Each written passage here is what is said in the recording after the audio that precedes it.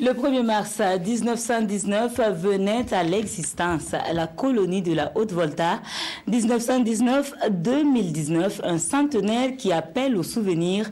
Quelles sont les raisons qui ont prévalu à la création de la colonie et quelles sont ceux qui se souviennent encore de leur cours d'histoire? Éléments de réponse et vérification dans ce reportage de Mané Kahien et Mireille Carole Tougma. Mars 1919. Ça me dit rien. En 1919, je pense à la création de la Société des Nations, voilà, mais particulièrement au Burkina Faso, cette date me dit moins de choses. Le 1er mars 1919, c'est ça? Je crois savoir que c'est la date de création de la Haute-Volta, notre pays, devenu aujourd'hui le Burkina Faso. La colonie de la Haute-Volta a 100 ans aujourd'hui. Ancienne colonie de l'Afrique occidentale française, elle est créée en 1919, précisément le 1er mars.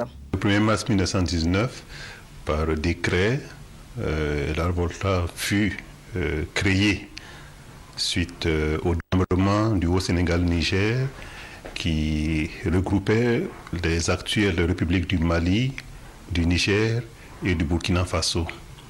C'était une très vaste colonie et l'administration n'était pas facile dans la mesure où l'administrateur était un peu éloigné des administrés.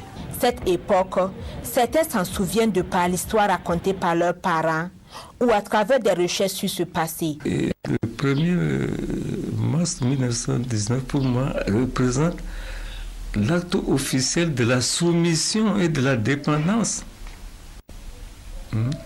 Et dans un de mes écrits, j'ai dit comment ont-ils pu vaincre sans avoir raison? Pour eux, c'était un acte officiel, ils disent, de pacification.